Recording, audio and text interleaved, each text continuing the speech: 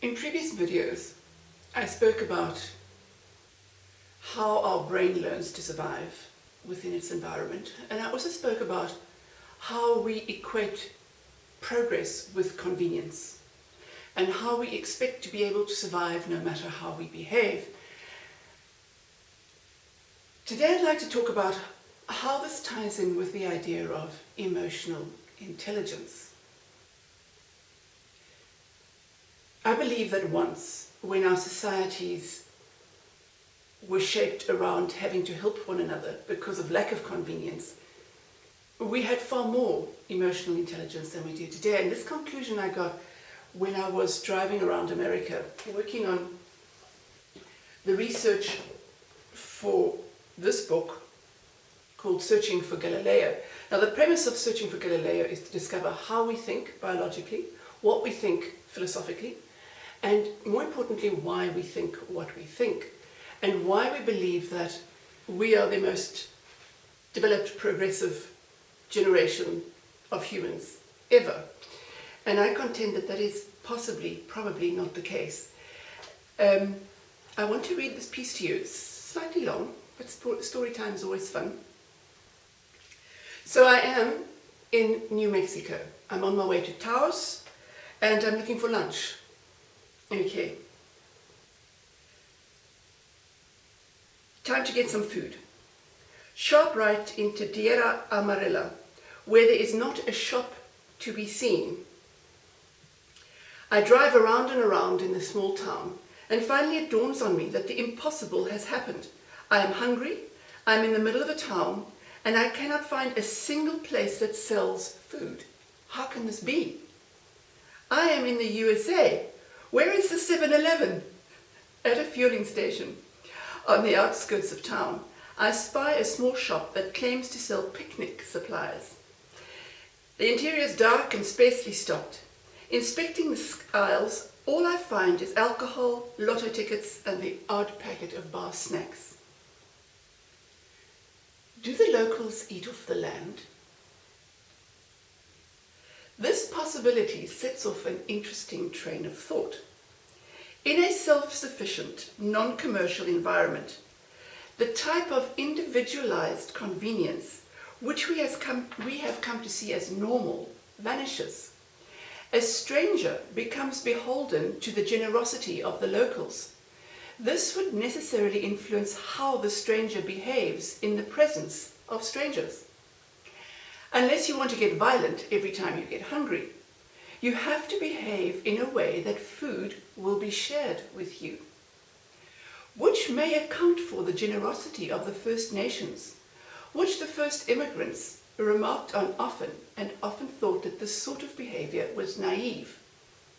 First immigrants either bartered or took what they wanted with violence. To be given something for free placed one under an undefined obligation. One may just have to return the favor, which may not be convenient. And besides, the niceties of a mutually beneficial behavior takes time. Who's got the time?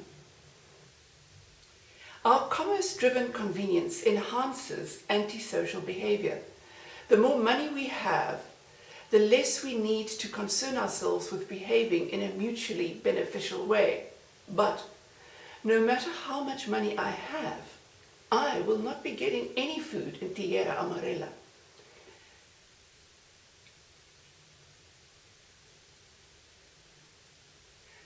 I found that a very interesting thought. The thing about road tripping the way I do is it breaks away comfort zones. It destroys these ideas that are set in the Western mind of what is progress, what is convenience, and it brings me to the idea of emotional intelligence. This is cited again and again as one of the most important skills to acquire to navigate this fast-changing future that we're all barreling towards. And more, the big companies, the big HR companies, are looking for people who display a level of emotional intelligence. But what is that exactly? And this is where brain training comes in. Emotional intelligence is literally a learned behavior. As I mentioned in one of the previous videos about how the brain learns and it mimics the behavior of its primary caregivers. If the primary caregivers do not display the socially cohesive behavior which is part and parcel of being emotionally intelligent, the young brain will not learn to do this either. And so we become increasingly individualized, which we find is part and parcel of our progress, and we are proud. But this heightened individualization causes a breakdown of the social fabric. And we, none of us today anymore, are able to live as independent beings. We just have this false belief that we can, because money allows us to sidestep all the niceties. But as I discovered in that small town in New Mexico, there are moments in life where money just doesn't buy you anything. And then you have to rely on socially acceptable behavior. You have to start restitching this social fabric. And if we want to build this altruistic, fair, equal society of the future, we have to understand that our obsessive, compulsive drive to be individuals is part of the problem that is creating this increasingly fractured society, which will shape the future. And it also comes back to what is the level of emotional intelligence of people who code artificial intelligence into our computers. Statistically, most of these individuals are quite young. They're under 30. Most of them are male. A huge amount of them are European male. And this presents an immediate problem for intellectual intelligence. You see, what cognitive neuroscience has now discovered is that the male brain is only fully formed. In other words, the prefrontal cortex is only fully attached to the basal ganglia at the age of 24. It's only then that the down-up pathway, which is the pathway along which emotional intelligence drives, flows, that's when we do brain training, that's the pathway we build up. But it doesn't mean that once it's fully attached, it has the wisdom, the required wisdom, the foundation of what it is to be part of a globalized society, to direct the brain to write the right code. Algorithms essentially ask questions and demand answers. Asking questions is far more difficult than getting answers. Phrasing a question correctly is vital.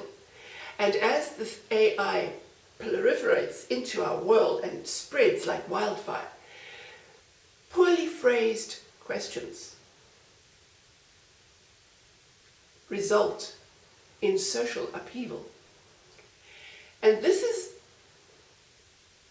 one of the vitally important parts of brain training and of acquiring emotional intelligence, of stilling the brain, of understanding how you think, why you think what you think, of coming to grips with what empathy really is, and being able to set aside this notion of extreme individualization as a measure of success, to become more altruistic and to understand that the social net, the social web, needs to be strong in order to support us all. And it starts with all of us adding our own strength to it. So this is what emotional intelligence is. It is an understanding that you are an individual, and as an individual you cannot survive. You have to behave, act in a way that enhances the entire social web in order that your life is enhanced at the same time. And this requires that you move away from the basal ganglia, ego-driven, reactive behavior that we are taught by the commerce, by our consumption-driven convenience.